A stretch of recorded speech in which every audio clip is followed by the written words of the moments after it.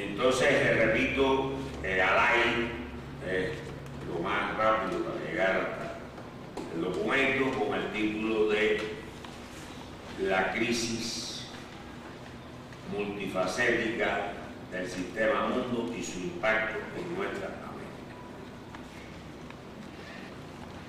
Dicho esto, vamos a darle la palabra a nuestras compañeras y compañeros que participaron en la elaboración del documento, y ellos van a ir dando una mirada de distintos aspectos, que no quiere decir que van a abarcar, ni mucho menos, todo el documento en sí mismo. Lo que no cabe la menor duda es que tenemos que reflexionar mucho sobre esto, porque jamás había habido una crisis de este tipo.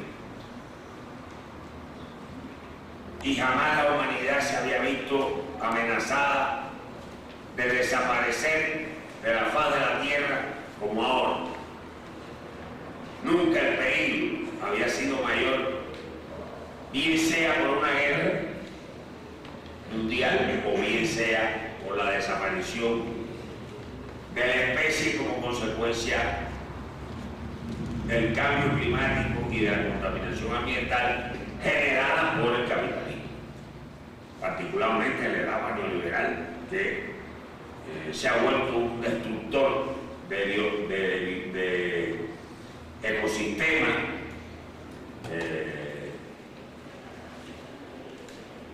y de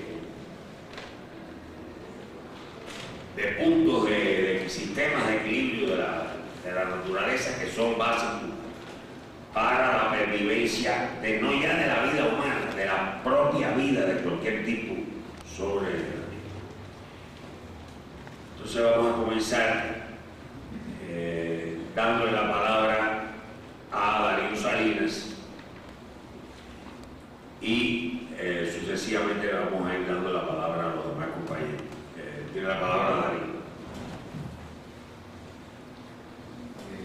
La intervención mía con relación al contenido del documento que ha sido profusamente presentado por Ángel Guerra tiene una intencionalidad: participar de este esfuerzo en un sentido de invitación a su lectura.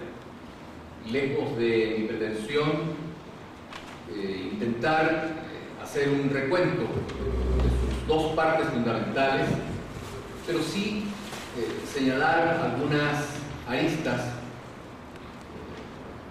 que ayuden a cursar esta invitación. Yo sé que estamos en un foro que ha sido permanentemente preocupado, que ha estado permanentemente preocupado por los acontecimientos del mundo, de América Latina y luego de México, que es este foro de la Casa Land, la jornada. Por lo tanto, parto de esa interlocución que nos permite compartir, profundizar, reflexionar problemáticas que nos son comunes y sobre los cuales hay desafíos importantes. El primer desafío que yo quisiera destacar, que yo quisiera subrayar de manera importante, es que este documento, en sus dos partes, en el análisis de la crisis y su impacto geopolítico global, 1, y 2, en sus consecuencias o impactos en América Latina y el Caribe, particularmente en el corazón de sus procesos políticos actuales, estas dos partes están atravesadas por un sentimiento profundo, que es el sentimiento del pensamiento crítico, consciente de que al abordar estos problemas nos situamos decididamente en el campo donde se libra la batalla de ideas. No vayamos a pensar de que hay una sola interpretación de la crisis. El sistema tiene su propia interpretación, que es la interpretación hegemónica. Frente a esa interpretación hegemónica, el esfuerzo nuestro, con cabeza latinoamericana, anclados en el pensamiento crítico, revolucionario y antiimperialista, quiere situarse en ese gran flujo de esfuerzos interpretativos contrahegemónicos que establezcan un horizonte en la comprensión de los grandes problemas que aquejan a la humanidad y consecuentemente a nuestras sociedades, a nuestros pueblos y a la política latinoamericana. De manera que el documento está justamente lidiando esa batalla por procesos comprensivos más orgánicos que trace ese horizonte comprensivo para entender dónde estamos situados, qué fuerza tienen los enemigos de nuestra emancipación y con qué correlación vamos avanzando también en los procesos políticos de nuestros países, en cada uno de nuestros países. Primer punto. En segundo lugar, esta crisis, uno podría decir, siempre el sistema capitalista ha vivido en crisis. Hay un largo debate al respecto en el sentido de señalar que la crisis es consustancial a su propio proceso de desarrollo, tanto en la esfera de la explotación económica como en la esfera de la dominación política. Sin embargo, esta crisis a la que nos enfrentamos actualmente y que permea al sistema en todos sus poros, en todas sus dimensiones, en todos sus circuitos económicos, políticos, culturales, ideológicos, esta crisis es la más profunda de todas las que ha enfrentado y enfrenta el sistema capitalista. Eso hay que tenerlo muy presente. Se ha desatado en el 2008, yo sé que ustedes lo saben y lo sabemos también, en los países de mayor desarrollo relativo, en el capitalismo avanzado, en la economía norteamericana, primero bajo el ropaje de una crisis inmobiliaria, más tarde e inmediatamente bajo la expresión de una portentosa crisis financiera, y ha desarrollado sus impactos prácticamente en todas las latitudes del mundo. Pero aquí me detengo porque aquí hay un gran debate, siendo efectivamente su expresión más notable la crisis financiera, porque eso es verdad. Hoy día el mundo de las finanzas, el circuito de la representación simbólica de la economía es extraordinariamente grande. O sea, esta economía de casino que se ha instaurado bajo la etapa actual le ha otorgado preponderancia al desarrollo del sector financiero, que busca la ganancia especulativa rápida, inmediata. Y efectivamente, esa es la expresión más notable de la crisis actual financiera. Pero creo que tenemos que tener la prudencia en la interpretación sin caer en las grandes teorías para entender que esta crisis es más que financiera. Porque la visión hegemónica, la visión preponderante, trata de hacernos entender que la crisis es financiera. Por lo tanto, pertenece a un sector de la economía que, atendiéndolo con los mecanismos económicos, de decisiones estatales, etcétera, etcétera, el sector se va a remediar y no se toca, se oscurece, se opaca la dimensión profunda del sistema que afecta al capitalismo. Entonces, este es un segundo elemento sobre el cual yo quiero llamar la atención. Es una profunda crisis financiera porque el sector financiero, como se dice, efectivamente, lleva la delantera en el desarrollo actual del capitalismo, pero no es una crisis sectorial solamente, no es una crisis que afecte solo a su expresión financiera. La crisis afecta al sistema en su conjunto, en toda su organicidad. Y este es, me parece, que lo que hemos tratado claro de señalar en términos de elementos de diagnóstico y prospectivo también en el propio documento. Y esta crisis está en desarrollo, está golpeando prácticamente a todos los eslabones de la cadena económica mundial y golpea especialmente en aquellas economías de menor desarrollo relativo. Tercer elemento que yo quiero señalar, las contradicciones que envuelve al propio sistema y que tiene esta expresión mundial, global del sistema capitalista, se sigue desarrollando. Hace poco fuimos testigos de una reunión muy importante del grupo de los 7, o sea, las 7 economías del capitalismo avanzado. Una gran preocupación por la crisis, una gran preocupación respecto de cómo resolver los grandes temas no resueltos, como por ejemplo en Grecia, y por supuesto de una franja importante de la periferia capitalista, dentro de la cual se encuentran los países de América Latina y el Caribe. Pero nada nuevo bajo el sol. Sus propuestas son regulatorias, sus propuestas son hegemónicas y además sus propuestas son tremendamente soberbias, incapaces de entender la envergadura y la profundidad de la crisis que afecta al sistema. Yo quiero también señalar que no basta con analizar las contradicciones del sistema, porque el sistema no se va a derrumbar solo. Junto al conocimiento cada vez más preciso de las profundas contradicciones que permean al desenvolvimiento económico, político, ideológico, cultural del sistema, es indispensable también plantearse qué está ocurriendo desde el punto de vista de las respuestas antisistémicas.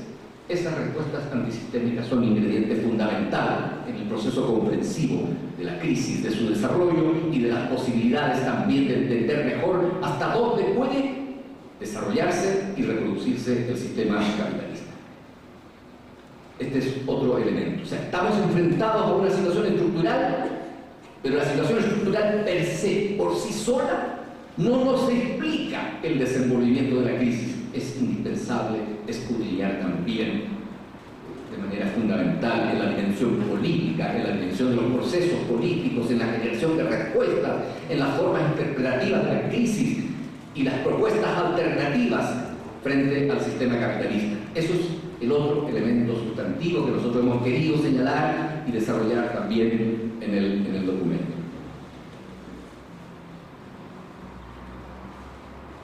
Yo creo que en América Latina, si nosotros estudiamos la situación en la que se encuentra hoy día este sistema y lo que deja en términos de saldo para América Latina y el Caribe, hablar del capitalismo es hablar del neoliberalismo. El neoliberalismo es el capitalismo de este tiempo histórico en nuestra interpretación. Y nosotros tenemos aquí un saldo estructural devastador. América Latina y el Caribe, es decir, esta zona del mundo, este pedazo, este segmento del planeta, es el domicilio de la mayor desigualdad del mundo. Eso hay que tenerlo en cuenta. Es un resultado, es una situación estructural. América Latina y el Caribe es la zona más desigual del mundo, de mayor desigualdad en el mundo. Este es un elemento importante. El otro elemento importante es que la aplicación de las políticas neoliberales en América Latina han reprimarizado a nuestras economías de por sí escuálidas en términos de su propio proceso de desarrollo. Esto significa hoy día que América Latina controla apenas el 1.6% de las exportaciones de bienes de capital, realiza aproximadamente el 1.9% de las inversiones mundiales en investigación y desarrollo, y además se caracteriza por ser exportador neto de materias primas con escaso valor agregado. Y este elemento estructural es lo que se reproduce y el neoliberalismo ha hecho que se reprodujera y que al mismo tiempo intensifica o profundiza los lazos de dependencia de nuestras economías respecto de las economías de mayor desarrollo relativo. ¿Cuál ha sido la respuesta frente a este cuadro? Que además es un cuadro que cada día nos ofrece más elementos, como por ejemplo considerar lo que la propia Comisión Económica para América Latina nos señala en su diagnóstico sobre la región, de que cada 10 nuevos puestos de trabajo que se crean en nuestros países en promedio, 7 pertenecen al sector informal.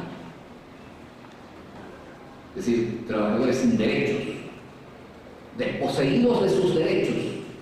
Esto es un elemento importante porque afecta al propio concepto de ciudadanía. ¿Ciudadanía de qué tipo? ¿De qué tipo de ciudadanía podemos hablar bajo el reinado del neoliberalismo? Ciudadanos individualistas que creen resolver sus problemas solamente mirándose a sí mismos, que han perdido o que han pretendido o se ha pretendido que perdieran el sentido de la mirada colectiva sobre los procesos de trabajo, sobre los procesos de la vida social. Ese es el proyecto, ese es el cuadro al que nos enfrentamos. El consumo me consume, dice un sociólogo chileno a propósito de esta herencia individualista que nos deja el neoliberalismo. Cree que con el esfuerzo personal y además con un sistema de competencia entre desiguales, anulando al vecino, se pueden crear las condiciones para una mejor vivencia en nuestras sociedades.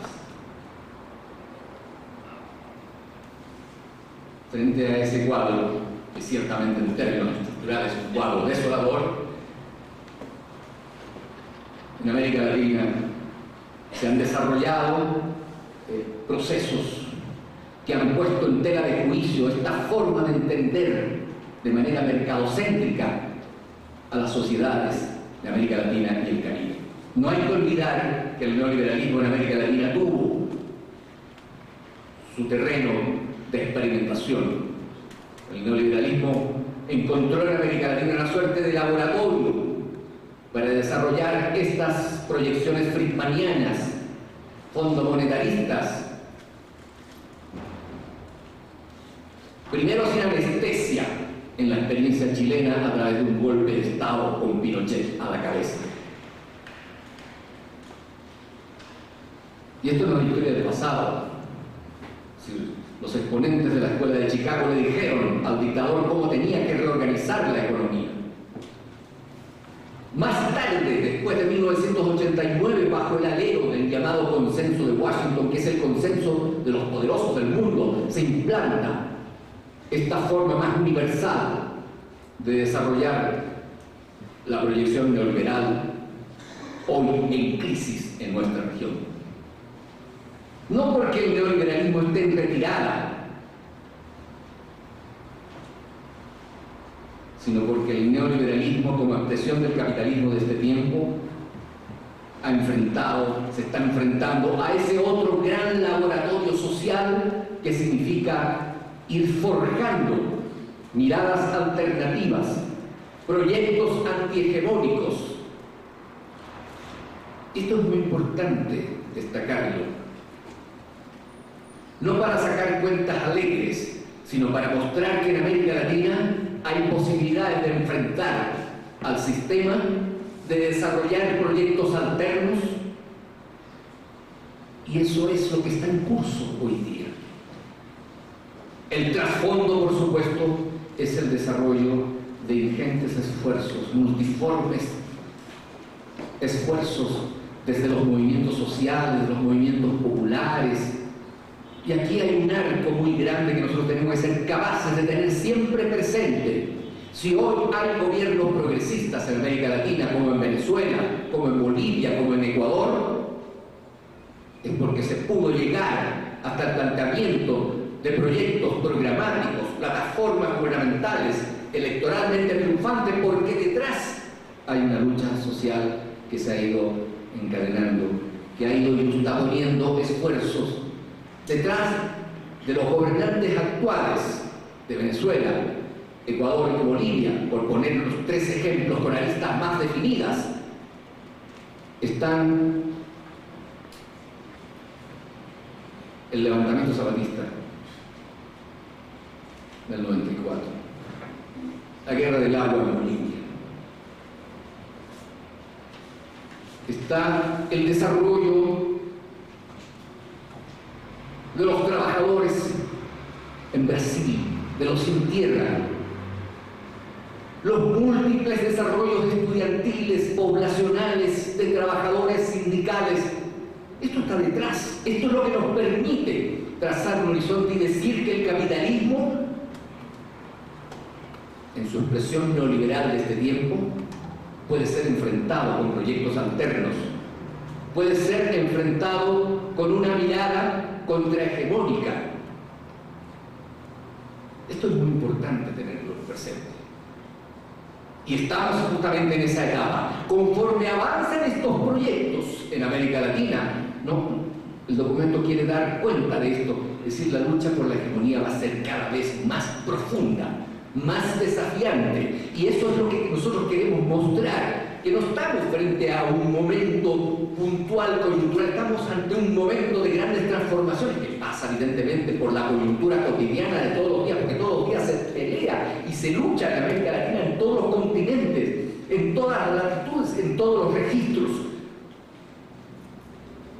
Y aquí hay una lucha muy importante, porque esta guerra, que está compuesta de muchas guerras, como decía hace poco Pablo González Casanova, en esta guerra de batallas múltiples hay una guerra muy importante que enfrentamos todos los días, casi sin darnos cuenta, y que nos enfrentamos con esa trituradora de conciencia que se llama el poder hegemónico mediático, a través de la prensa oral y escrita, televisiva, cuando nosotros sabemos que el 70% de las imágenes que circulan en nuestras casas, por nuestros hogares, se construye con los intereses del poder hegemónico norteamericano. A esto nos enfrentamos, por eso es muy importante esa batalla de la idea a la que nos invita el propio documento sobre la multifacética crisis del capitalismo actual y sus impactos en América Latina.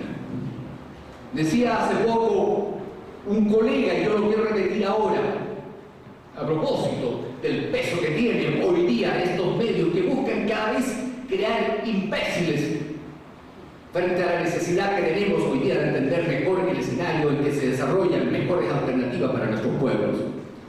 Alguien sacaba la cuenta en Twitter y a través de las comunicaciones inmediatas de que en menos de 30 segundos se hizo famosa la ecografía de una gran artista norteamericana que circuló por las redes sociales como el hecho más trascendente. Así también se construye vía más media las visiones reproductoras de la hegemonía. Por eso nosotros necesitamos discutir, y yo celebro que hoy nos reunamos en este foro a discutir este documento, porque necesitamos hacerlo, necesitamos profundizar, porque hoy día, en el contexto de esta profunda crisis, también se desarrolla otra crisis que a nosotros nos compete de manera más epidérmica, que es la crisis del hegemón, de la hegemonía norteamericana. Yo quiero señalar dos elementos que hacen parte hoy día de este cuadro en el que se manifiesta la crisis de la hegemonía norteamericana. Un intento de entregarnos la imagen de que se ha ablandado frente a la Revolución Cubana. Yo sé que ustedes saben, nosotros sabemos que aquí no hay ningún ablandamiento, no hay destierro, esa palabra además laxa que no dice nada. Es decir, si la Revolución Cubana llegó hasta el 17 de diciembre en las condiciones en que llegó y en que nos hizo saber, porque a partir de ese momento empezamos a saber que se podía discutir la posibilidad de que los dos sistemas políticos dialoguen civilizadamente para trazar un esquema de entendimiento, para enfrentar el hostigamiento de 50 años de infernal bloqueo contra Cuba. Y si llegamos a este momento es gracias a la sabiduría, a la sensibilidad, al coraje de la diplomacia cubana, que ha sabido desarrollar las mejores condiciones para sentarse a conversar con el enemigo más poderoso de la humanidad, con el imperialismo. Y este es un proceso que sigue su curso. Pero yo quiero señalar a la vez la compañera de ruta de este proceso. Un avance, buscando un avance que será seguramente a través de un proceso largo, difícil, hacia la normalización de las relaciones, pero a la vez un endurecimiento de la política norteamericana, del imperialismo, hacia aquellos procesos que buscan una transformación antineoliberal, que quiere colocar a su pueblo como protagonista de los procesos de cambio, como en Venezuela. Entonces nosotros nos enfrentamos a estos dos ingredientes que son desafiantes. Por un lado, un endurecimiento, porque se busca en el caso venezolano no solamente desestabilizar. Cuando Felipe González fue la semana pasada a hablar de democracia y de falta de derechos humanos, ¿qué estaba haciendo Felipe? Porque Felipe González no actuó por sí solo, ese era un engranaje de la política desestabilizadora. Fue a alimentar la sedición, la misma sedición que enfrentó Salvador Allende y que finalmente llevó al escenario de un golpe de Estado y que permitió una intervención abierta del imperialismo. Felipe González es parte de ese engranaje y muchos otros expresidentes cuyos nombres no los voy a mencionar, ustedes los conocen muy bien. Entonces, allí está la otra senda, el endurecimiento con gobiernos. Como decía Ángel Guerra, aunque sea un paso tibio hacia la transformación, Estados Unidos no admite en esta esfera, en este llamado su traspatio, su antejardín o como se quiera llamar, no admitirá nunca que ningún país, que ningún sistema político tome decisiones sin la venia, sin el visto bueno de la política norteamericana. Pero, y con esto me voy acercando al término de esta reflexión con ustedes en voz alta a partir del documento, pero esa relación de normalidad fundada en la subordinación al esquema hegemónico norteamericano ya no existe hoy en América Latina. Y no lo digo de una manera voluntarista, lo digo porque hoy Estados Unidos no ha cambiado su estrategia del rollback, es decir, retrotraer, golpear e impedir el surgimiento de gobiernos que le sean, aunque sean mínimamente adversos, y por supuesto con mayor razón cuando hay gobiernos contrahegemónicos como el de Venezuela. Entonces, estamos enfrentados a esa situación y nosotros tenemos que armarnos de ideas muy potentes para saber argumentar qué está ocurriendo en cada uno de nuestros países, en cada uno de nuestros espacios en que nos desenvolvemos. Porque independientemente de lo que vaya a ocurrir en los próximos días en Estados Unidos, ya supimos que va a tener una nueva candidata, que ya está lanzada la nueva candidatura. Hay que seguir la pista, evidentemente, al proceso electoral político de Estados Unidos. Tenemos que saber al día qué está ocurriendo allá. Pero nosotros no nos perdemos de vista. El balance que nos deja, sean republicanos o demócratas, para América Latina es un balance tremendamente doloroso. De muertes, de actos terroristas, de invasiones, de injerencismo, cada vez más sofisticados. Pero tenemos que saber cómo se está desarrollando esa lucha interna. No es como dicen algunos, el bipartidismo en Estados Unidos está en crisis. No, detrás de ese bipartidismo está la clase dominante norteamericana. Eso es lo que nos debe preocupar. Hacia dónde apunta, qué está buscando, hacia dónde va a proyectando y cuál es la parte que más se va a afectar de América Latina. Y la parte que corre mayor riesgo y frente a la cual nosotros tenemos que estar en capacidad de entender, es justamente porque estos movimientos tácticos del último periodo, con nuevos ingredientes, nuevos mecanismos, refuerzan en el fondo su visión estratégica. Y su visión estratégica es hacer de este continente un continente subordinado a los designios del norte. Esto no lo está haciendo. En esto no están obteniendo beneficios, pero nosotros tenemos que estar muy claros porque esto también nos coloca frente a un escenario de mayor confrontación y tenemos que estar preparados para ese escenario de mayor confrontación y tenemos que estar preparados desde el campo incluso del proceso comprensivo que es el umbral básico y desde luego estrechando los lazos de solidaridad desde Alaska hasta Tierra del Fuego, sabiendo que vivimos procesos muy inciertos, cargados de amenaza frente a los avances de nuestros pueblos en un sentido emancipatorio. Muchas gracias.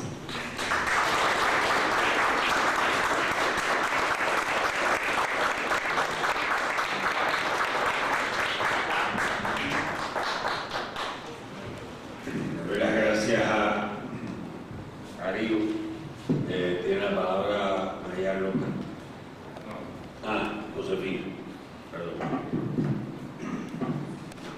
Buenas noches. En primer lugar, agradecer su presencia para intercambiar, comentar, pensar en voz alta juntos sobre a partir de este documento que nos invita, pues ya dijeron tanto Arte como Darío, a una reflexión desde una perspectiva de nuestra mente. Yo quisiera señalar dos cosas primero. Uno, agradecer al Partido del Trabajo esta promoción que realiza casi cada año desde hace muchos años, de hacer encuentros desde la perspectiva de nuestra América. Invita a partidos políticos, hace un encuentro sindical de nuestra América, en esta ocasión incluimos nosotros, porque ningún otro partido político lo ha hecho. Entonces, por lo menos reconocerse. Y creo que es muy importante el haberlo hecho. También agradecer y reconocer el trabajo del grupo promotor, hasta donde yo sé, donde estaba desde luego Luis Suárez de Cuba, pero también estaba Ángel Guerra, estaba también González, estaba Darío, y algunos otros compañeros cuyos nombres ahora no retengo, pero que me parece que era muy importante todo ese esfuerzo que hicieron desde hace más de un año de invitarnos a pensar hacia el futuro inmediato y desde una perspectiva histórica estos escenarios de nuestra vida. Otro punto que me parece que es muy importante para nosotros los mexicanos, leer, tener esta perspectiva latinoamericana, que el Tratado de Libre Comercio y todo el neoliberalismo ha hecho un daño feroz ideológico, político, real y económico para alejarnos de nuestra América Latina. Sabemos que Fox y compañía, y todos los demás, Salinas y Cedillo, y pónganse el nombre que quieran, hicieron mucho daño en nuestras relaciones y nuestra perspectiva latinoamericana. Han destruido nuestra historia, han cortado con tradiciones mexicanas y latinoamericanas fundamentales de asilo, de solidaridad, de búsqueda de la integración de América Latina, y volteamos de una manera subordinada, o más que voltear, se acentúa históricamente esta perspectiva dependiente, subordinada de nuestra clase dominante, de nuestros políticos dominantes, hacia el imperialismo norteamericano. Entonces, desde esta perspectiva, la importancia de que nosotros en México, de que los mexicanos recuperemos, reconstruyamos nuestra conciencia latinoamericana, me parece fundamental. A mí me dio mucho gusto cuando las manifestaciones de solidaridad con Ayotzinapa, los compañeros estudiantes nos recordaban y se preguntaban ¿por qué nos asesinan si somos la esperanza de América Latina? Esta conciencia de pronto latinoamericana en la juventud me dio realmente muchísimo gusto. Yo estudio y trabajo en América Latina, pero entonces en esta lucha de ideas es muy importante que recojamos eso, y más, siempre me gusta cuando hablo con mis compañeros de América Latina, recordarles aquel dicho del siglo XIX de pobre México, tan lejos de Dios y tan cerca de Estados Unidos. Entonces, el que nosotros recuperemos o o reconstruyamos, veamos cómo hoy, siglo XXI, se desenvuelve el imperialismo estadounidense. Recuperar el concepto teórico histórico del imperialismo, que va a querer decir cómo nuestras estructuras económicas, sociales, políticas han tenido un desarrollo histórico como parte del engranaje de la construcción, de la acumulación del capital, del desenvolvimiento del imperialismo norteamericano. De dominación y de subordinación. Son cosas fundamentales que tenemos que recuperar y, les digo, intentar reconstruir, entender cómo se desenvuelven hoy en nuestro país, en México en particular. Y para esto nos va a ayudar mucho este documento. Nos va a ayudar a entender que somos parte de ese todo complejo, contradictorio y desigual desenvolvimiento del imperialismo, de unas economías dependientes, subordinadas, de distinta manera cada una con su especificidad histórica, empezando por la nuestra, 3.000 kilómetros de frontera, TLC y todo lo que habrá, y dos que tres cosas que habrá que les voy a decir. Entonces eso me parece que el documento es muy importante para que avancemos en esa conciencia latinoamericana desde nuestro país, desde México. Otro elemento que tiene el documento en esto de plantearnos como el horizonte de análisis del imperialismo es la relación entre el Estado, la nación y el imperialismo. Esta contradicción tan fundamental, que no porque la globalización ya es así, McDonald's está en todos lados y comemos hamburguesas, somos lo mismo. No. Tenemos vacas distintas, ¿no? Vacas tropicales, o como quieran, ¿no? Entonces es muy importante ver cómo, siendo este desenvolvimiento de una economía mundial, de un sistema mundo, etc., una de las contradicciones fundamentales son el Estado-nación y el imperialismo. Y las empresas transnacionales, por más transnacionales que sean y quieran decir que ya son el nuevo Estado global y todo lo que quieran, tienen detrás un gobierno, un imperialismo estadounidense con todo su aparato militar, jurídico, todo lo demás que quieran, ¿no? Ideológico, político. Entonces estas distintas cuestiones son fundamentales y hoy para México mucho más. Por rato vuelvo a México. Otro punto entonces que me interesa discutir, y creo que en esta visión, en esta síntesis de esfuerzo tan grande que hicieron sobre todo tanto los compañeros convocantes que nos dieron un documento, digamos, para debate, para el punto de partida, y que han hecho este esfuerzo de síntesis con el documento final, yo quisiera, que fundamentalmente es un documento de reflexión teórico-política, fundamental para entender el mundo en el que se desenvuelven las luchas de nuestros pueblos y nuestra vida cotidiana, que es un poco más de la economía imperialista y de la crisis. Yo diría, efectivamente estamos en esta crisis sistémica y multifacética, multidimensional, climática, civilizatoria, pero que tenemos que ponerle más atención a cómo ese capitalismo se sigue desarrollando, se sigue desenvolviendo con contradicciones. Tiende sí al estancamiento, crece muy poquito, pero de una manera muy visible. Entonces, ¿dónde está hoy los ejes de la acumulación de ese capital imperialista, monopólico, financiero, transnacional? A nivel internacional. Entonces, tenemos que meternos más a las entrañas del monstruo, a las entrañas de la economía y sus contradicciones del imperialismo norteamericano. Fanon decía, un gran luchador africano de la guerra de Argelia, en Los Condenados de la Tierra, que los intelectuales colonizados tenemos la terrible obligación de conocer muy bien a la metrópoli. ¿No? Martí decía, desde luego, que hay que conocer al monstruo en sus entrañas. Entonces tenemos que conocerlo mejor. Tenemos que conocer más cómo va esa dinámica norteamericana, donde están hoy sus ejes estratégicos de la población. Sí, las tecnologías de la información, pero esas finalidades de hace 30 o 40 años, ya viene la revolución biotecnológica, ¿no? ¿Dónde están? ¿Qué es lo que están haciendo y para dónde van? Porque esta voracidad, estas formas de acumulación por despojo, voraces, que están sobre todo, y sabemos que vienen sobre el agua y sobre la naturaleza, pero no cualquier naturaleza, ¿no?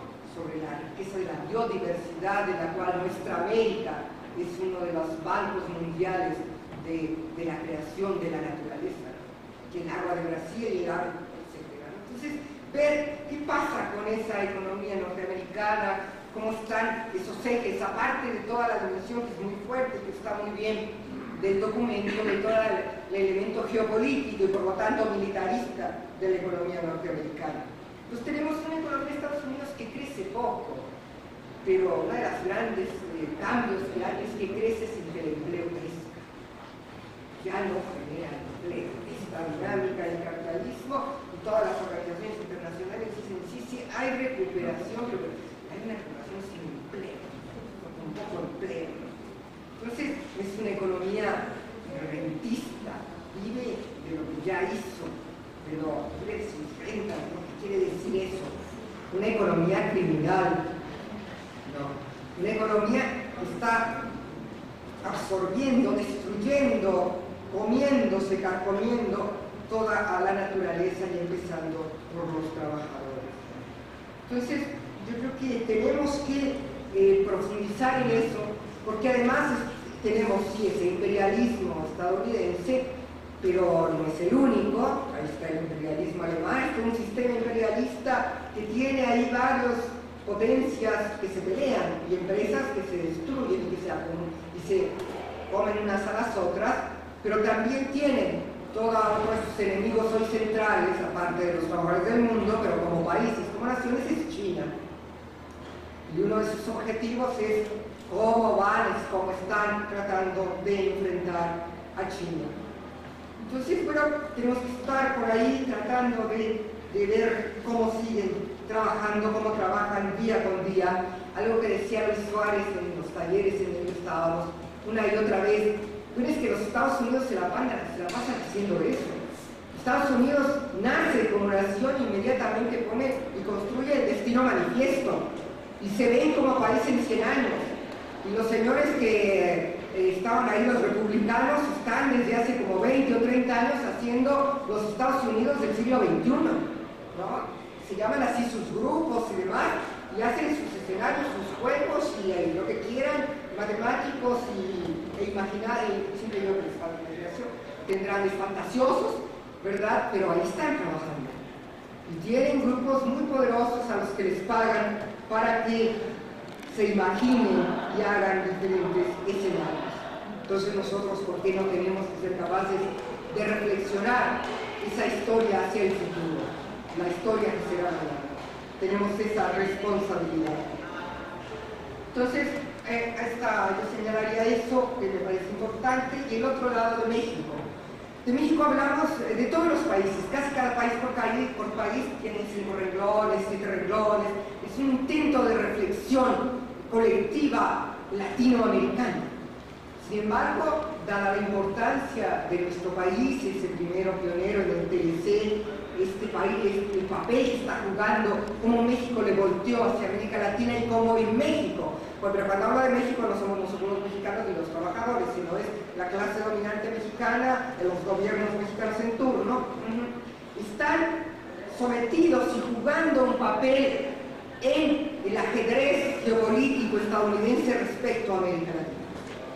Y eso es muy importante y muy grave, y tenemos que conocerlo, y tenemos que denunciarlo, ¿no? El Plan Mérida, toda la política norteamericana geoestratégica sobre energéticos, y ahí va la privatización de Pemex, y toda la política de lucha contra el narcotráfico, y ahí estamos metidos, pero va dictada por el imperialismo norteamericano, toda esta política de volver al país frontera sur de los Estados Unidos, para que los militares mexicanos desde el Suchiate detengan a los trabajadores migrantes guatemaltecos, hondureños, salvadoreños, de la peor manera.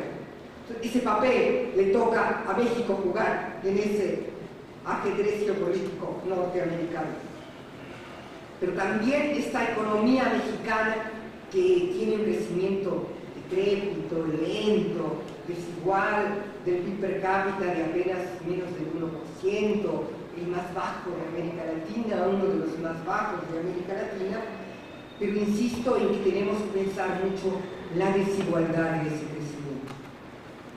Porque sí, en la Ciudad de México se desindustrializó, pero San Luis Potosí o Guanajuato se industrializan y ahí llega el capital japonés o el capital norteamericano a poner plantas automotrices y de autopartes y de lo que quieran. Entonces hay un crecimiento muy desigual y eso tenemos que acabar de entenderlo. Como hay también una ofensiva brutal del capital estadounidense, del capital transnacional, del capital canadiense sobre los recursos mineros del país. Todas estas formas de la acumulación por despojo que son tan dramáticas y frente a las cuales los pueblos resisten de diversas maneras.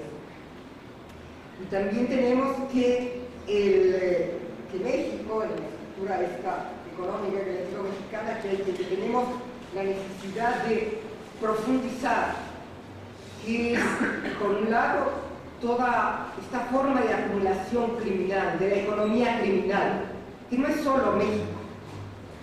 Estados Unidos, la economía internacional capitalista, imperialista, tiene un componente fundamental de acumulación criminal, de economía criminal. Los flujos financieros ilícitos internacionales, ¿a dónde van? Generalmente a Estados Unidos o a bancos europeos.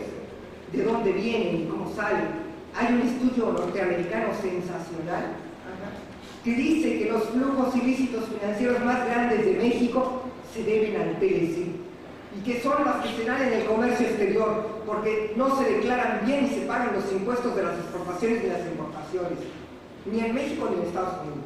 Pues es muy interesante ver cómo toda esta descomposición, esta forma de acumulación hoy criminal por despojo, de poca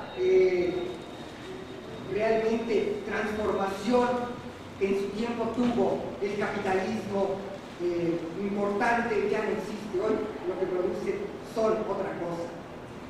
Y en México, ya es otro tema y ya voy a acabar, no se preocupe, otro de los elementos que tenemos enfrente, que tenemos que ver, es el aspecto, voy a decir muy rápido, el significado, la trascendencia que va a tener en la entrega traidora que se ha hecho de los recursos estratégicos nacionales. Es muy grave. Pero esta política, en este contexto de la crisis multifacética y cómo esa crisis, estamos ahí inmersos, toda América Latina, esa crisis histórica, estructural del capitalismo, civilizatoria, en nuestros países se expresa también y está presente. Porque nuestras estructuras productivas han sido dependientes, subdesarrolladas, etcétera, etcétera. Y hoy ahí siguen presentes. Entonces, esa crisis no viene de fuera, nuestras estructuras económicas están ahí en esa crisis. Y ahora, a partir de que la crisis vuelve a tomar un nuevo auge, una nueva dinámica a partir del 2008-2009 en los centros imperialistas, ¿qué pasa a partir de diciembre y de enero? El peso del petróleo cae, el precio de las materias primas cae. Dice que Estados Unidos se ha vuelto uno de los principales productores del mundo, porque ahora tiene el gas shale y las arañas persas, ¿no? Entonces, esta cuestión de cómo está jugando y desenvolviéndose esa economía norteamericana y esta crisis que de pronto dice que nuestro país no tiene dinero, y ahí viene el control del presupuesto. Ah, pero les dijeron que no, que se compraron primas y seguros y que no lo van a perder. Ah, pero ¿dónde se queda el dinero? Compañeros, este país recibió durante el panismo, en los últimos 7 o 8 años, más de 4 o 5 veces los recursos petroleros que recibió López Portillo. ¿Ya qué le decíamos López Portillo? ¿Ya estos qué? ¿Dónde se quedó el dinero? ¿Qué hicieron? Oxy Calderón. Los recursos petroleros que se recibieron en los últimos, ya algo más, hay que averiguar qué pasa, ¿no? Entonces, enfrentar esto que nos viene, porque nos viene una crisis brutal al país, que va a ser llamado la austeridad, el control del presupuesto, que en 2 meses se va a seguir debatiendo, y que si ahorita no hay dinero, y que va a significar miles de trabajadores despedidos, miles de trabajadores petroleros despedidos, miles de trabajadores del sector público despedidos y todo lo demás. Entonces, frente a esto, que es muy dramático, el documento nos abre una discusión, nos abre esa perspectiva histórica y futura para invitarnos a entender mejor el mundo que vivimos, pero a entender también que tenemos y podemos transformarlo. Y de eso va a seguir hablando el señor compañero. El turno de Nadia. Gracias, Ángel. Bueno, sin repetir la importancia sobre el documento, pero solamente insistiendo en que es ampliamente recomendable su lectura, porque es una visión condensada, digamos, de muchas interpretaciones que se han estado elaborando en los últimos tiempos sobre la realidad actual que vive el mundo, sobre la dimensión y la profundidad de la crisis, efectivamente, del capitalismo y cómo se refleja esto en América Latina. Y esto no solamente tiene, y ahí no voy a obviamente abordar algunos elementos que ya mencionaron, no solamente tiene repercusiones en el ámbito económico, que se refleja en seguir sosteniendo y fortaleciendo la estructura que América Latina y el Caribe han tenido históricamente, y que es ser economías, ser países neocoloniales. Es decir, nuestra característica desde la colonia de ser exportadores de materias primas y facilitadores de mano de obra, en realidad no ha cambiado básicamente en ningún sentido. Inclusive aún con los grandes esfuerzos que se han hecho en muchos países con gobiernos progresistas y revolucionarios como Venezuela, Bolivia, Ecuador, bien destacado el avanzada de los gobiernos, aún ahí, en ese escenario, seguimos en esa misma estructura. Es decir, la dinámica histórica, económica de América Latina no ha cambiado sustancialmente en todos esos tiempos. Y en ese sentido, el documento plantea algunos elementos importantes. Yo voy a, sobre todo, a comentar un poco más en la última parte del documento, que tiene que ver con las perspectivas de los movimientos populares y de los gobiernos posneoliberales de América Latina y el Caribe, en el cual fue en la parte que además yo participé de manera más puntual. Se hacen algunas reflexiones en torno a las características de cómo se encuentran los movimientos populares en América Latina, cómo están enfrentando a las diferentes ofensivas del imperialismo estadounidense, y también algunas sugerencias, algunas perspectivas que puntualizamos en torno a las necesidades que estos proyectos alternativos tienen frente a sí. Es decir, cuáles son algunos de los desafíos fundamentales que pudieran dar un giro mayor a esta ruta de la emancipación en América Latina. Y hay algunos puntos muy concretos que tienen que ver sobre todo, por ejemplo, cómo, en la misión de cómo enfrentar las dinámicas de la destrucción de la naturaleza. Es decir, todo lo que se ha discutido, y aquí ha habido algunos foros que se han dedicado a la cuestión del extractivismo, por ejemplo, lo que vivimos en México, en el caso particular de todo lo que se hace con la minería y todos los proyectos de presas, etcétera, no es particular de México, esto es en América Latina en general. Tenemos, por ejemplo, el paradójico caso de Nicaragua, donde se está construyendo un canal que va a destruir el ecosistema nicaragüense, se va a atravesar montañas, bosques, selvas, y desplazar miles de nicaragüenses de sus comunidades, y abrir un boquete en el lago de Nicaragua, que es el octavo lago más grande del mundo en particular. Van a abrir un boquete para que imaginen ustedes barcos con dimensiones enormes. Bueno, este es un ejemplo de la destrucción de la naturaleza, ¿no? Con un gobierno que desde muchos puntos de vista se ubica en el ámbito de los gobiernos progresistas, que es el gobierno de Daniel Ortega. Aquí, en este caso, hace unos días se hizo una manifestación enorme en Nicaragua, participaron miles de personas, que muestran un rechazo muy importante de este proyecto, en el cual obviamente está China operando financieramente en todo su desarrollo. Y que además, lo paradójico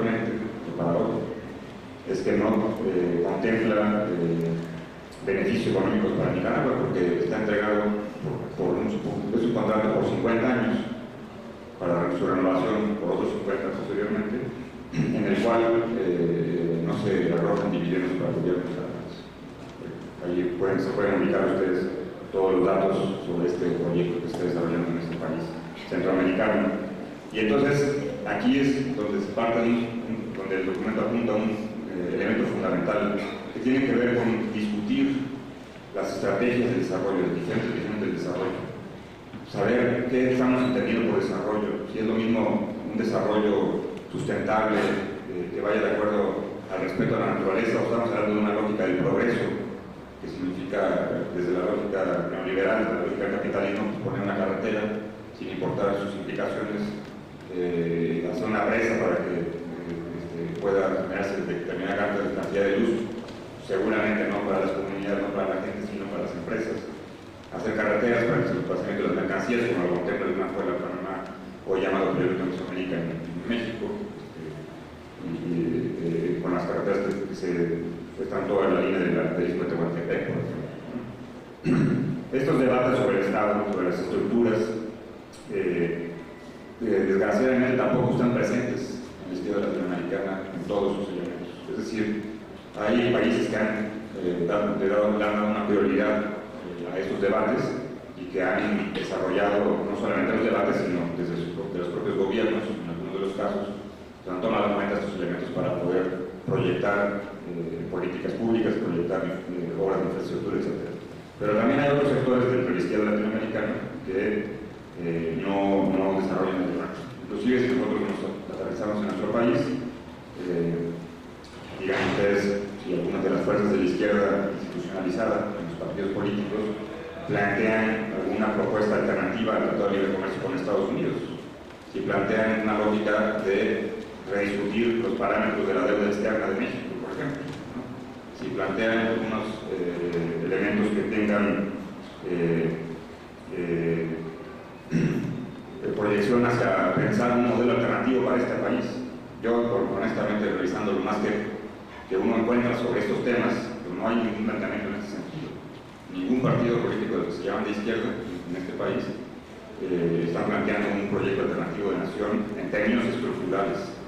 Se le puede llamar así como lo mencioné, pero en términos estructurales, en términos de cambiar el modelo económico, de reestructurar parámetros del capitalismo, de replantearse el Tratado de Libre Comercio, que no significaba más que la profundización de la dependencia económica de México frente a Estados Unidos. No existe ningún planteamiento en ese sentido.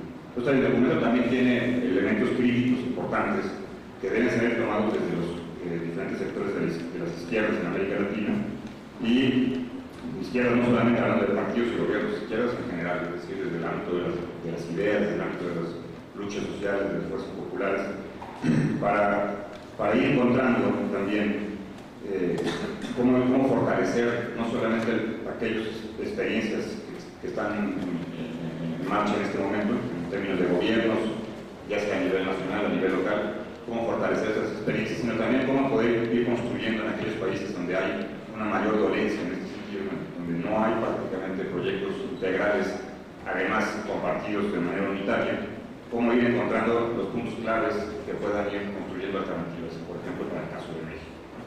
¿Cómo podríamos imaginarnos el escenario electoral en el 2018, por ejemplo, si no existiera un proceso de discusión profunda de una alternativa integral que pueda incluir a todos los sectores que luchan desde diferentes trincheras en torno a objetivos como los que se están planteando, ¿no? Y hay varios párrafos además dedicados a México donde se abordan de manera puntual estas luchas.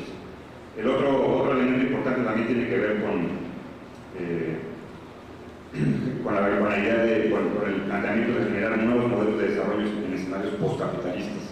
Es decir, esto que yo mencionaba hace un momento de plantearse proyectos no solamente para transitar hacia una experiencia de gobierno, de ocupar de una manera el poder y tratar de iniciar una transformación, sino cómo se imagina la izquierda latinoamericana un escenario postcapitalista. Y esto es un debate importante que además está presente en el escenario latinoamericano, sobre todo en Venezuela, Bolivia, donde hay una mayor avanzada, digamos, hacia escenarios socialistas, sobre todo en el caso de Venezuela, cuáles son estos escenarios postcapitalistas, cómo pensar las fuerzas productivas, por ejemplo, en un escenario postcapitalista que tenga un proceso de producción que redistribuya no solamente la riqueza, sino que pueda modificar también las estructuras sociales que participan en la economía. Otro elemento importante que se hace que se plantea en el documento tiene que ver con en esta etapa de transición hacia escenarios socialistas o postcapitalistas, una nueva estructura financiera para la región, ¿no? Tiene que ver un poco con lo que yo comentaba hace un momento, es decir, cómo imaginarse, cómo crear una nueva estructura económica y financiera que limite los niveles de dependencia, que disminuya los niveles de dependencia de los países latinoamericanos. Pensando, por ejemplo, en el Banco del ALBA o en el Banco del Sur, que aquí se apunta en el documento, ya está diseñado ya hace tiempo, pero no está funcionando. Pero son proyectos financieros que apuntan hacia una transformación en las dinámicas de desarrollo y de la lógica de financiamiento en los sectores productivos latinoamericanos. ¿Cómo pensar esta nueva estructura financiera para América Latina? También hay otra sugerencia desde el documento que tiene que ver con que los gobiernos de izquierda latinoamericana planteen, aquellos que están involucrados o que heredaron estas estructuras, que planteen el retiro de los tratados de libre comercio, ¿no? Es decir, tenemos varios gobiernos de izquierda que están en esas condiciones, inclusive son procesos complejos, además, no es tan sencillo llegar, que llegue Correa y diga, bueno, a partir del día de hoy vamos a eliminar el dólar, ¿no? Recuperamos nuestra moneda y chao, ¿no? Tuvo que esperar inclusive 4 años para que la base militar de Malta se desapareciera, porque era un contrato firmado que tenía grandes implicaciones y no se cumplía. Entonces, la discusión sobre cómo ir planteando el retiro de los tratados de libre comercio en aquellos países, por ejemplo, gobernados por la izquierda, como el caso de El Salvador, que está involucrado no solamente en el proyecto Mesoamérica, antes con la Panamá, sino también en el Tratado de Libre Comercio con Estados Unidos y República Dominicana, Centroamérica, Dominicana y Estados Unidos, que desde mi punto de vista, bueno, representa el Tratado de Libre Comercio más leonino y desproporcionado del mundo prácticamente, ¿no? Una economía como la de Estados Unidos, más o menos 230 veces mayor que todas las latinoamericanas juntas. ¿Cómo podría El Salvador retirarse de lo que es el Tratado de Libre Comercio? El caso igual de Nicaragua, también está en el Tratado de Libre Comercio, y que cabe señalar que antes de que Daniel Ortega fuera nuevamente presidente de Nicaragua, los diputados del Frente Sandinista de Liberación Nacional votaron a favor del Tratado de Libre Comercio ya en la ronda de discusión en la Asamblea Nacional de Nicaragua de cómo diseñar los artículos que pudieran ser aceptados para aprobarse el tratado con Estados Unidos y Nicaragua. También otro elemento fundamental que se plantea en el documento es la consolidación de las diferentes estructuras de la democracia participativa, que tiene que ver, obviamente, si tomamos el caso de Venezuela, que es de los casos más avanzados, obviamente el de Cuba, ya con una historia mucho más larga, donde también hay una democracia participativa, donde hay también revocación del mandato, donde hay también un proceso de elección sui generis, que bien nos daría a los mexicanos en realidad estudiar más a fondo el caso cubano, para darnos cuenta de por qué cuando triunfa la Revolución Cubana dicen que los partidos políticos ya no sirven, no pueden solucionar los problemas de este país, no pueden asegurar ningún tipo de transición, ningún tipo de bienestar para la población, y entonces decidieron crear una estructura política diferente, una democracia diferente, directa, participativa, sin partidos políticos, ¿no? Ese es el caso de Cuba en particular. Entonces el documento también apunta a discutir, profundizar el análisis, valorar las experiencias que existen en torno a los mecanismos de democracia participativa. Yo decía el caso de Venezuela porque también, inclusive por Centro Carter, por ejemplo, que ha catalogado el sistema electoral venezolano como el mejor del mundo en términos de la eficiencia, de la confianza, el nivel de credibilidad que tiene, porque se cuentan ahí los votos automáticamente después de cada elección, no hay forma de hacer fraude, no hay forma de hacer dos votos dactilares, no hay capacidad de tomarse una foto al voto para luego ir a cobrar 500 pesos con un sobrecito después de la elección, como sucedió aquí en la Ciudad de México. Varios conocidos se infiltraron en las filas para ir a cobrar esos votos y a la hora de la hora pues tomaron videos de cómo estaban pagando los votos terroristas de Tlalpan en particular, que perdieron además, no les funcionó. Pero el sistema electoral venezolano tiene la garantía de evitar eso. Entonces, discutir cómo crear mecanismos de participación política, democracia participativa, y tomar en cuenta también la gran experiencia que representa el zapatismo en el caso de México, lo que son las juntas de buen gobierno y todo el sistema que ellos han creado con las juntas de buen gobierno. Entonces creo que el documento apunta para elementos importantes para la reflexión en torno a la realidad latinoamericana, en torno a dónde están las luchas sociales, cuáles deben ser algunos de los parámetros más importantes que se deben tomar en cuenta desde la izquierda latinoamericana.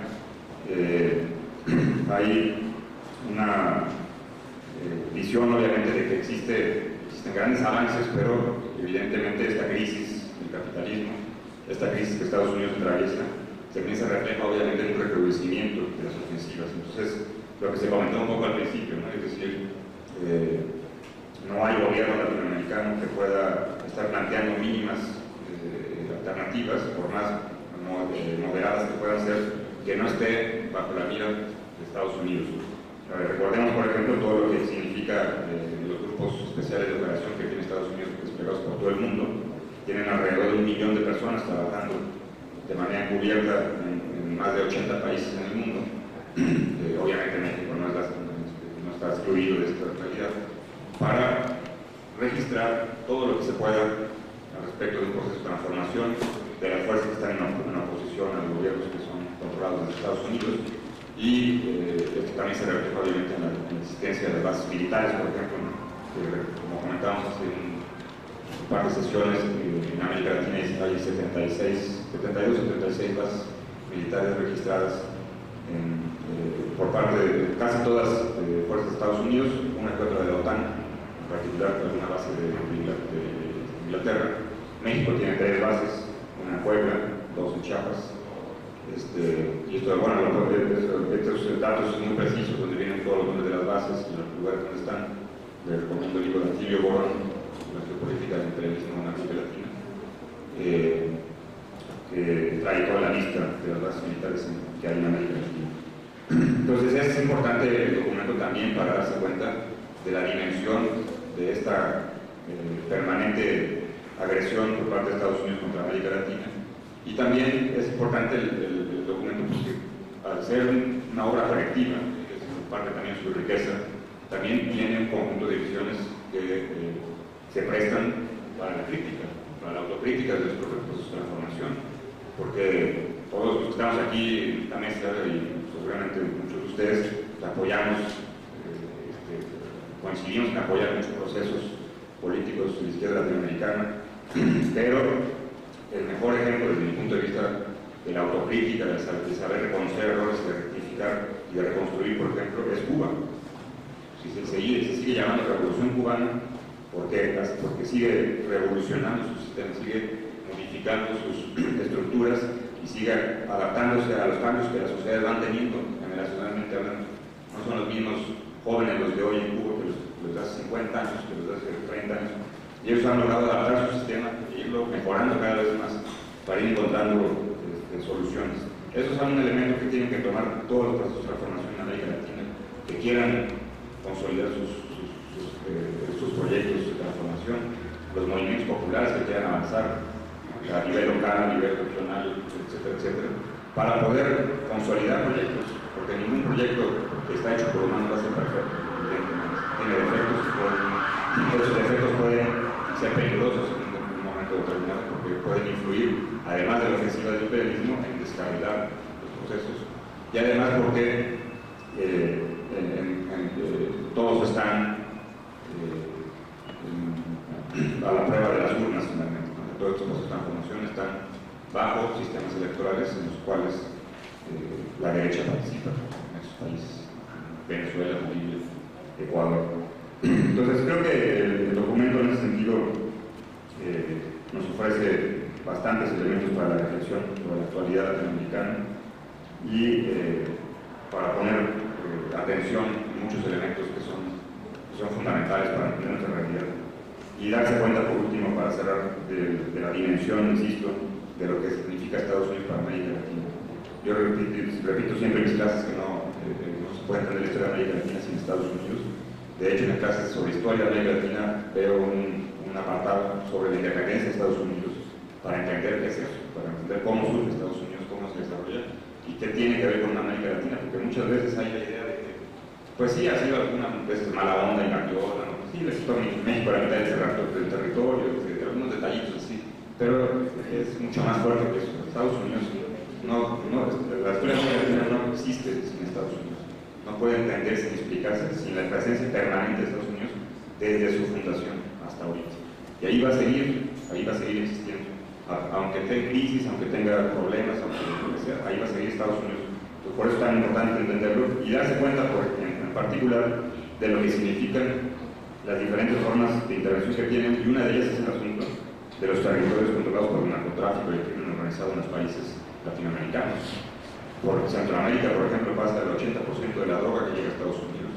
Pues no es cualquier cosa entender, por ejemplo, por qué Honduras tiene graves problemas de violencia, por qué Guatemala también hay graves problemas de violencia, pues son las rutas del narcotráfico. Y bueno, hablando de nuestro país, ya está más explicado el asunto.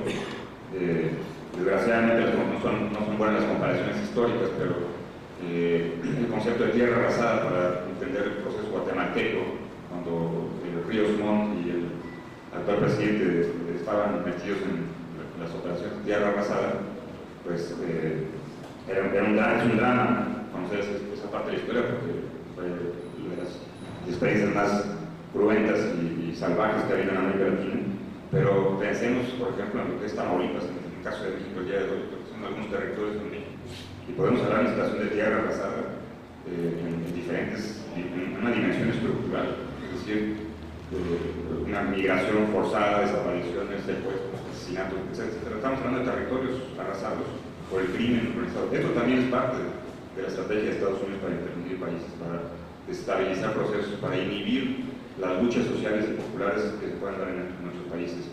Y ahí está el caso de los 43, que pretendieron con su desaparición inhibir las luchas populares, inhibir las luchas estudiantiles, pero afortunadamente, bueno, la gente tiene dignidad, tiene valor, y ahí sigue la lucha de los 43. Eso sería lo que yo comento. Gracias.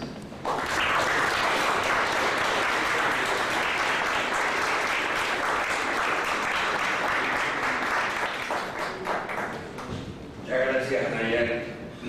Tiene la palabra Jorge Vegas. Muchas gracias. Qué gusto estar con ustedes esta noche, y precisamente por el motivo del análisis y presentación, invitación sobre todo a que este documento colectivo sea conocido, leído, discutido. La multifacética crisis del sistema mundo, una mirada a su impacto en nuestra América.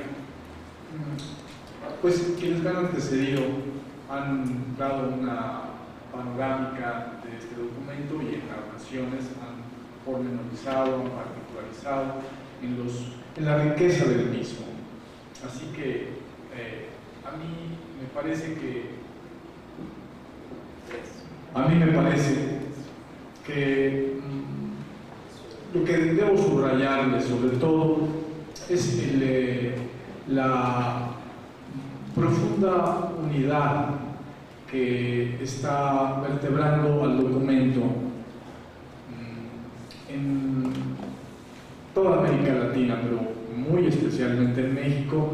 El problema más grave de la izquierda muchas veces no es el enemigo, la clase dominante, el imperialismo, sino muchas veces el sectarismo, la desunión. Vean ustedes cómo entra, cómo el panorama de estas elecciones en México, la izquierda completamente desunida, por corrupción, por diferencias, etc. A lo largo de los años se van creando cánceres que luego obligan a que no solamente tengamos diferencias de opinión o de análisis, sino que realmente ya sea imposible unir nuestras ideas porque tú ya estás yéndote con el PRI, ya te estás yendo con el PAN, o sea, ya es imposible. Pero el problema de fondo, sea por ideas o porque se empiezan a modificar las prácticas y la organización se vende y se corrompe, es de grave desunión de la izquierda, un gran sectarismo. Bueno, esto que nosotros vivimos como una llaga abierta en México, en realidad se vive en toda América Latina, en todo el mundo, pero en América Latina con especial tono, ¿no? Desafortunadamente se han revertido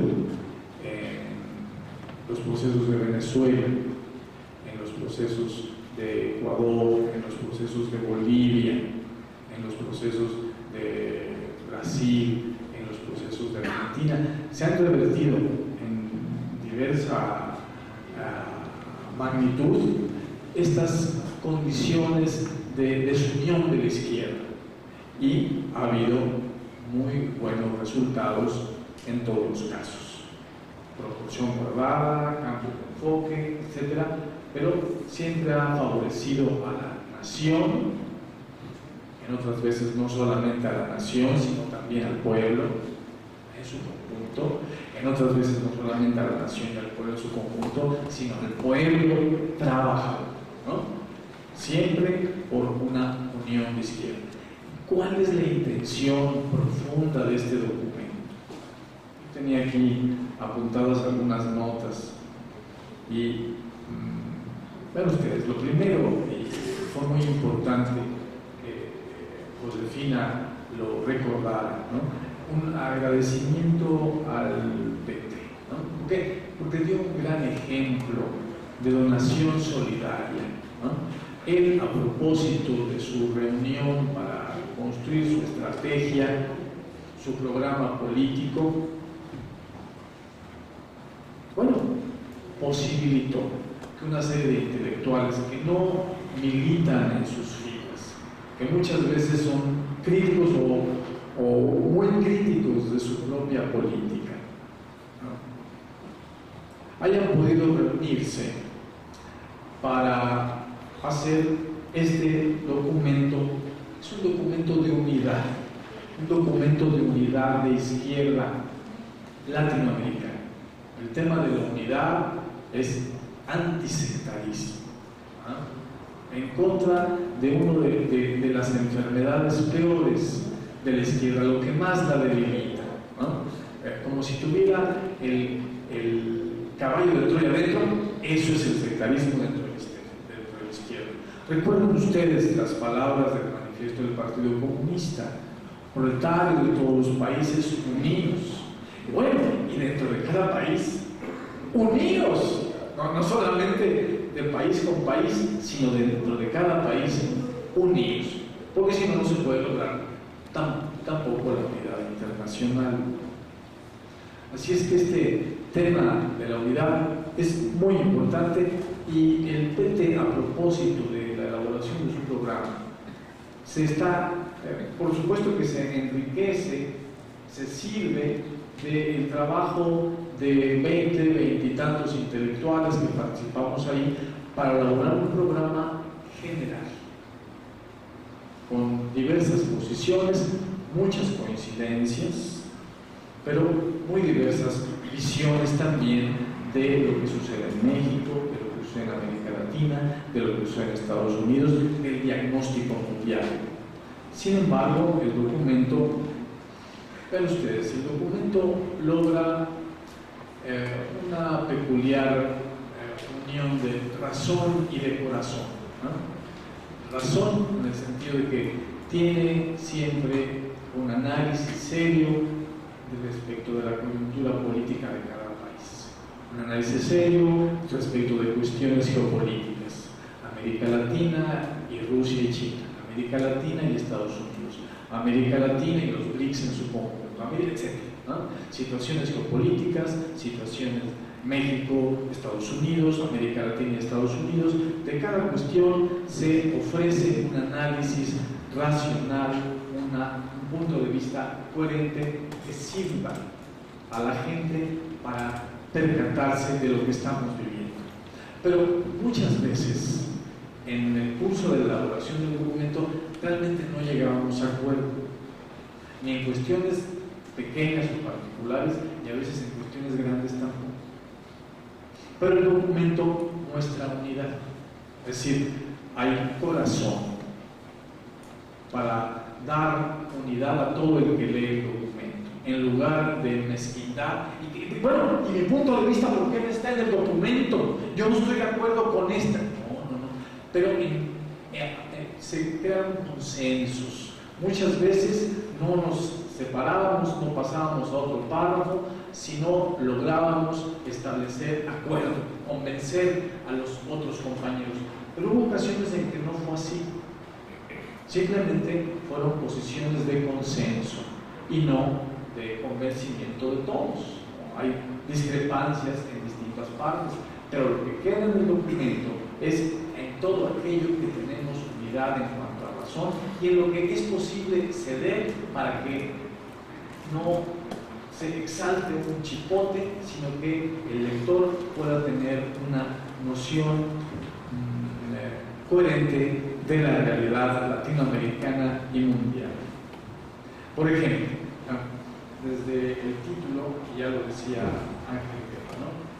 La multifacética crisis del sistema mundo. Esta es una terminología de Wallerstein. Y bueno, se implicará que uno de sus pronósticos es que en el 2050 se va a acabar el capitalismo, casi que el mundo. Bueno, entonces, bueno, pues no siempre se está de acuerdo con eso, ¿no? Pero sin embargo, alguno de los compañeros insistió en esta terminología y pues de momento si no se dice en 2050 se cae, bueno, entonces que sirva para entendernos, que sirva para unir. Estamos hablando de todo el mundo y todo el mundo no es una serie de países, sino es un sistema. Actualmente es un sistema tecnológico, un sistema de dominación militar, es un sistema de comercio mundial, es un sistema de medios de comunicación que lo engloba, es un sistema político. No son diversos países que tienen relaciones meramente exteriores, sino hay una compenetración tecnológica desde el interior de la producción de toda la riqueza. Así que este término podría servir. Así que hay, por un lado hay análisis y por otro lado hay visiones de unidad, aunque se presentaron posiciones divergentes en el curso de la elaboración del documento. Los extremos desacuerdos no aparecen en el documento y tampoco en el curso de las discusiones les dimos mayor importancia. Se suscitaron y hubo intercambio de palabras, pero bueno, eso lo dejamos para después, ¿verdad? Primero, lo que permite dar una visión unitaria y que permita también, a partir de este planteamiento, discutir. El documento está vivo. Nosotros lo estuvimos componiendo, no es una sola persona la que lo hizo, ¿verdad? Entonces, entre todos participamos y lo conformamos. Pero ya conformado lo hicimos de tal manera, les digo que tiene razón y corazón. Entonces palpitan, y la manera de palpitar es que piden ustedes discusión, porque les digo, hay análisis y claridad, pero hay puntos que solamente son de consenso, de corazón, están cedidas los puntos de vista particulares para que quede un punto de vista común, y entonces el lector tenga una plataforma que dice, bueno, yo no estoy de acuerdo con esto. Claro, porque muchas veces el lector se sintoniza con alguno de los participantes que elaboraron el documento y que tampoco estaban de acuerdo. Entonces es muy importante que el documento presente una plataforma para ser discutido. para ser discutido y reelaborado múltiplemente, ¿no?, por los lectores. No solamente, observen ustedes, no solamente se trata de que después de esta reunión de elaboración del documento, ojalá y se construyera este observatorio que nos hablan, un observatorio de especialistas muy benéfico para todos. Pero no se trata solo de eso, sino que sea un documento vivo en el que la gente que lo lee sepa, este es el dogma, no es el dogma. Ya les digo, hay muchas cosas que creemos todos en ellas, pero otras, pues yo difiero ahí, pero esto sirve para avanzar, para crear conciencia, para presentar una visión unitaria de México, una visión unitaria de América Latina, una visión unitaria de México y América Latina, América del Sur, quiero decir, una visión que nos permita tener expectativas en un momento de catástrofe mundial. Bien, pero lo que se trata es justamente de la unidad con la que fue creado el documento, que se multiplique al ser discutido por diferentes públicos, por diferentes partidos de América Latina. Ese documento les puede servir para construir sus programas, especialmente a partidos de izquierda, a distintos movimientos.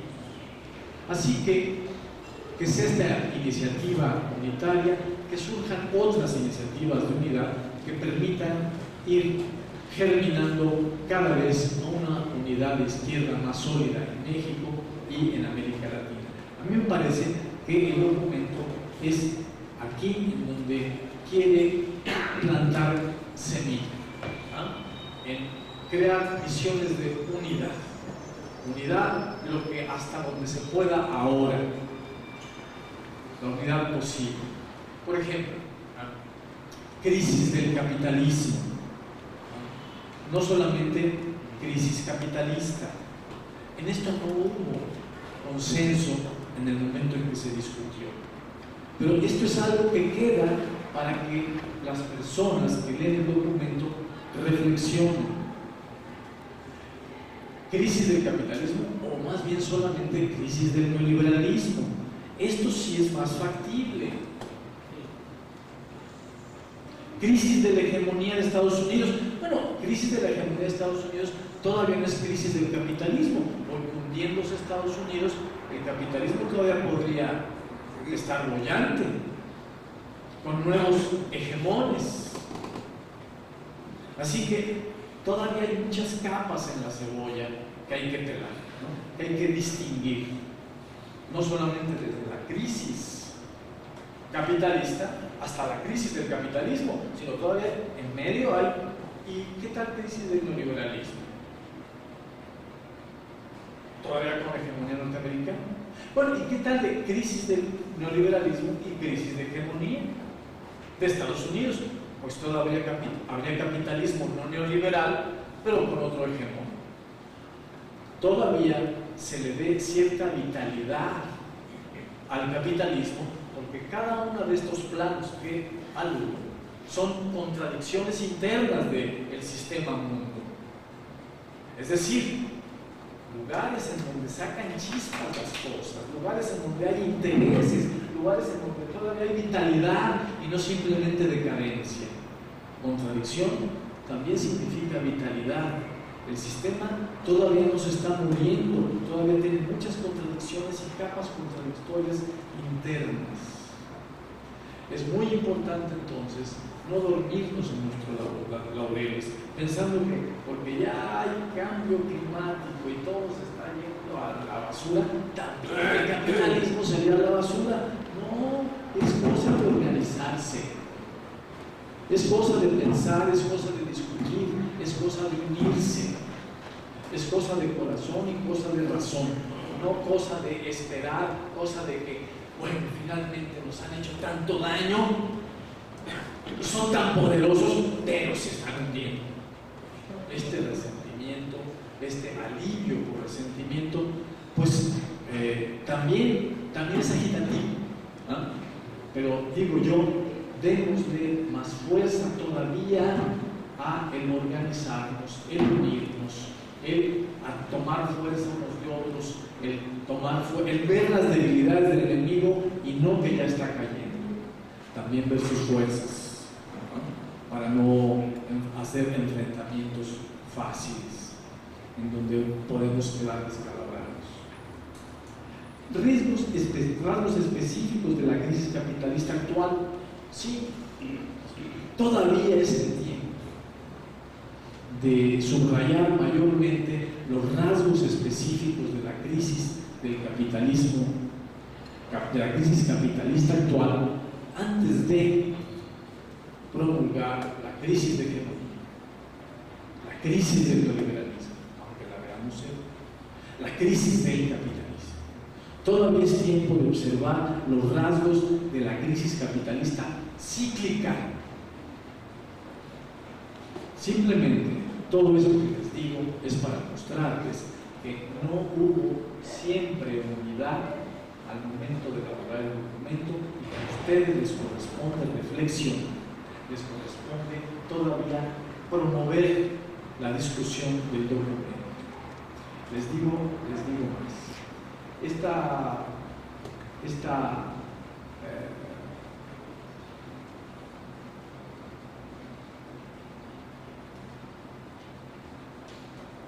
Estas alternativas de crisis global del capitalismo o de crisis de hegemonía, etc. Cuando notamos cómo el capitalismo tiene un gran poderío tecnológico, un gran poderío militar, de devastación, de contaminación, de sometimiento, de prostitución, de compra y venta de órganos, de narcotráfico, etc. Por todos lados, si hablamos de las venas abiertas de América Latina, hablaríamos de las llagas, de las pústulas, de los cánceres que el capitalismo está creando por todos lados. Es el capitalismo nos crea una crisis, una catástrofe continua, ¿no? De esto tenemos que hacer el diagnóstico. Vean ustedes, digo yo, decimos, siguiendo una muy buena idea de David Harvey, que ahora hay una acumulación por despojo. Y estamos diciendo que el capitalismo ya está eligiendo no tanto trabajar y transformar la naturaleza productivamente, y en ocasión de transformar la naturaleza productivamente, está queriendo explotar a la clase obrera. Esa es la forma de acumulación normal del capitalismo, ¿no? La columna vertebral, la acumulación mediante explotación de plusvalor a la clase obrera. Para eso hay que trabajar, ¿no? O hay que poner a trabajar a mucha gente. Bueno, entonces cuando se dice acumulación por despojo, es que ya no quieren trabajar. Nomás quieren dar manotazos y agarrar grandes trozos de riqueza. O sea, la idea es muy plástica por parte de David Harvey. Pero vean ustedes, esto lo han hecho todos los sistemas de dominación en la historia. Y el capitalismo ya presentaba esta característica. No es una característica nueva del capitalismo y no es una característica nueva del planeta. La noción quiere apuntar a algo, pero es débil. Tenemos que precisarla para tener una visión más clara de lo que está sucediendo a nivel planetario. Acumulación por despojo ha habido en toda la historia de los imperios, en toda la historia de la civilización. Lo importante del Capital de Marx es que no dice simplemente, como ya dijo Proudhon, la propiedad privada es un robo, que es una buena denuncia. Es decir, es un despojo, está hablando de acumulación por despojo. pero dice poco de la esencia del sistema, de lo específico, de lo que abre un momento distinto en la historia, de lo que abre una época diversa.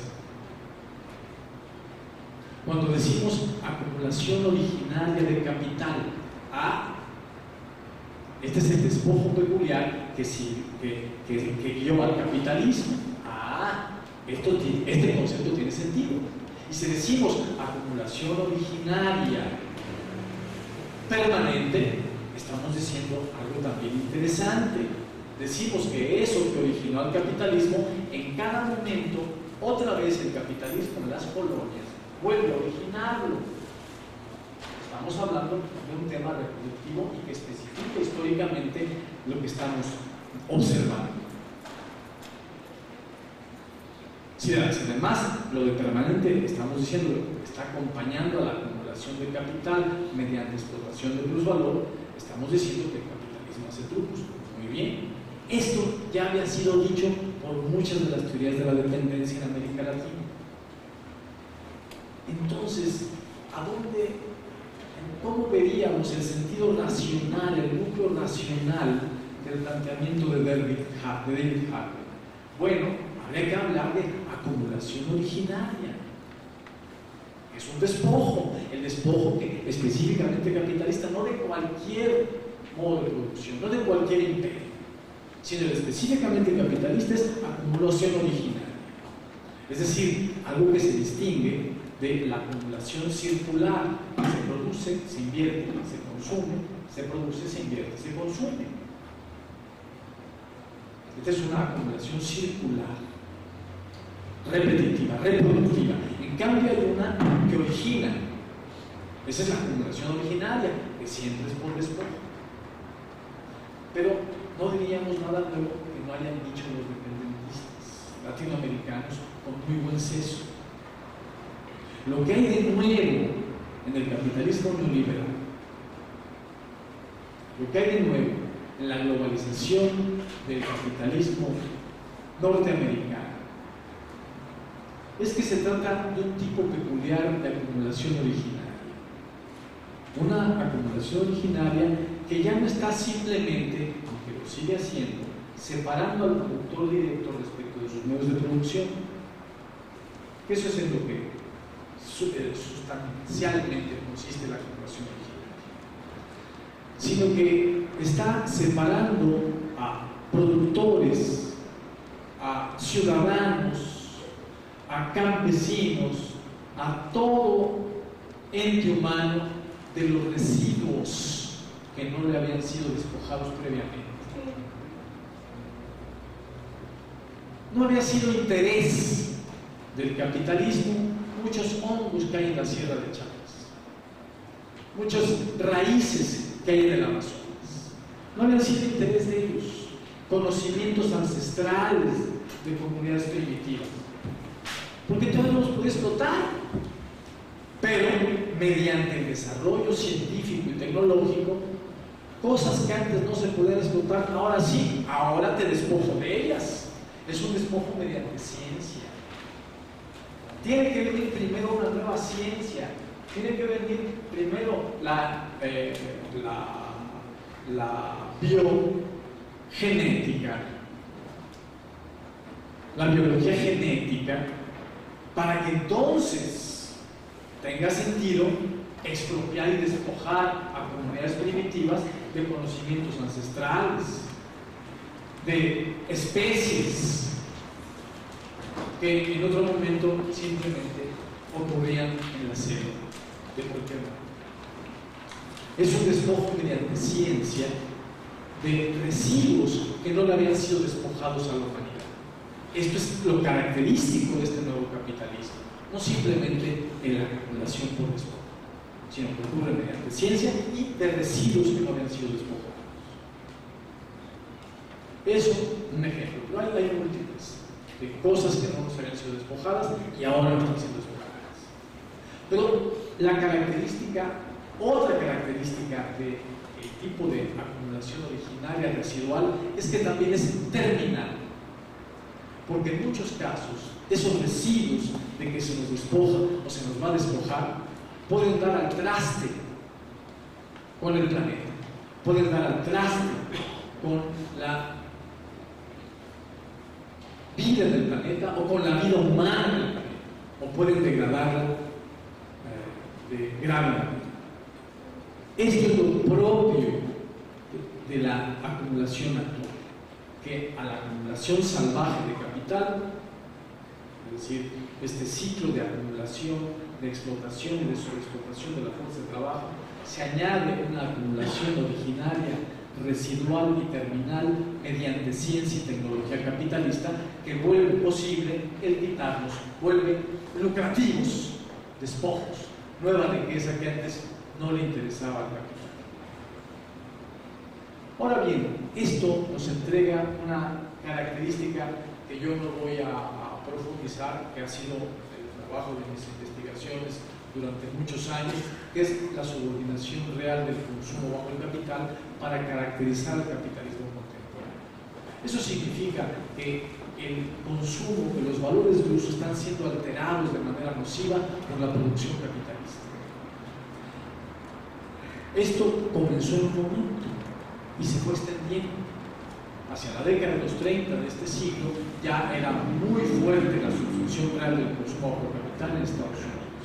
Después de la Segunda Guerra Mundial, con la reconstrucción europea, se empieza a extender también a Europa, el American Way of Life, y con él la subsunción real del consumo bajo capital. Actualmente, con el 30 años del neoliberalismo, la subsunción real del consumo bajo capital se ha extendido a todo el planeta. Es un fenómeno planetario, además de que el capital explota por los valores. A la clase obrera, crecientemente, produce sistemáticamente valores de uso nocivos. Una cosa va con la otra y antes no sucedía así. Simplemente explotaba por los valores y producía gran cantidad de valores de uso positivos y algunos nocivos. En cambio ahora no se produce plusvalor, sino se produce simultáneamente valor de uso nocivo, por partes. Comida chatarra, telas de poliéster, siempre cosas que hacen daño, cada vez más automóviles, etc. Medios de comunicación electrónicos que causan cáncer, etc. Por todos lados, parte por parte, pero el conjunto ya es planetario y tiene efectos planetarios. El calentamiento global es el efecto planetario de esta subsunción real del consumo bajo el capital. El planeta Tierra en su conjunto como valor de uso vuelto nocivo para los seres humanos y para la biosfera. Ese es el producto histórico del capitalismo. El planeta como un todo vuelto un valor de uso funcional para el capital. Esto es decir, el calentamiento global no es una catástrofe para el capitalismo. Es el resultado lógico, la consecuencia lógica de su patrón de acumulación. Y ha sido el crear valores de uso nocivos para toda la población.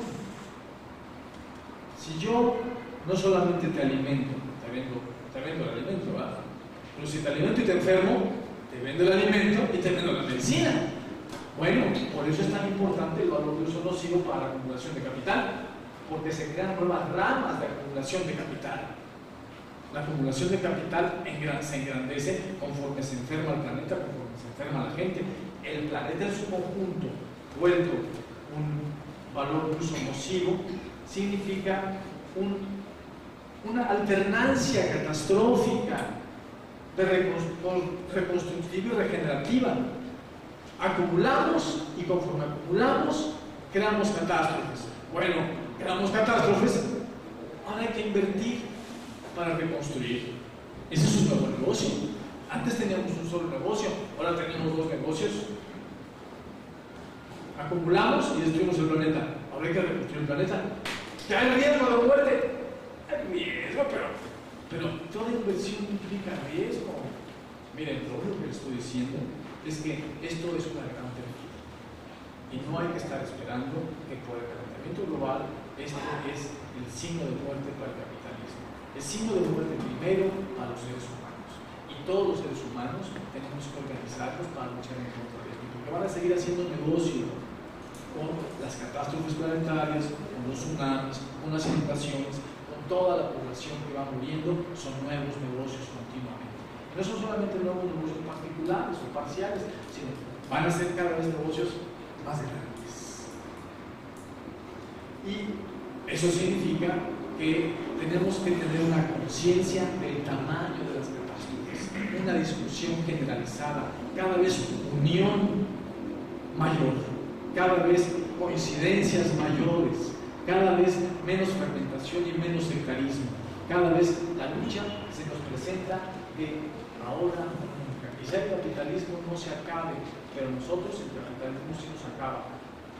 Pero si población, no, bueno, nosotros, población nueva vendrá, él explotará, pero el problema es que para nosotros sí somos importantes. El capitalismo nos sustituye, pero para nosotros somos importantes. Tomémonos en serio con razón y con corazón en lo que se puede donar, en lo que se puede dar, para coincidir y tener cada vez más fuerza para luchar de conjunto como una izquierda unida, como un proletariado unificado mundial y en cada país. Es lo que yo les quería decir y creo que en este documento se presenta germinalmente por el esfuerzo de quienes participaron y por cómo los puntos extremos, como el que yo acabo de mostrar, que no se refleja en el documento, pero que es mi idea y yo participé allí. Pero es para que todo el mundo podamos discutir, tengamos un punto de arranque en esta discusión generalizada que ya comenzó, que debe comenzar y seguir, porque sin esa discusión no hay aclaramiento, sin ese aclaramiento ya no hay organización, sin esa organización no hay posibilidad de vencer al capitalismo. Gracias.